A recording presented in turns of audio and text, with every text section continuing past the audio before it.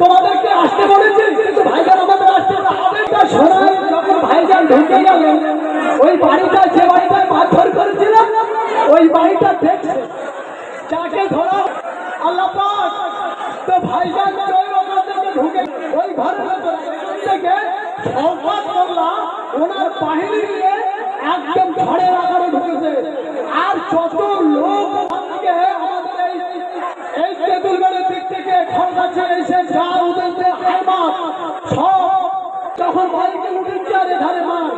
আর আমাদের যারা এসেছিল তাদেরকে মাছ চলতে তারা আবার কি করবে, ওই সমস্ত গাছের পাতা ভেঙে কোনো মাটির থেকে তাড়াতাড়ি করে একটা ইট চক্র ভাব করে দিয়ে আমাকে মারতেছে। অথচ কি জন্য মারতেছে, যে আমরা ভাইজানের লোক না, আমাদের বাঁচার জন্য আমাকে তারা মারার একটা প্ল্যান করছে, কিন্তু বাঁচার জন্য। আল্লাহু আকবার।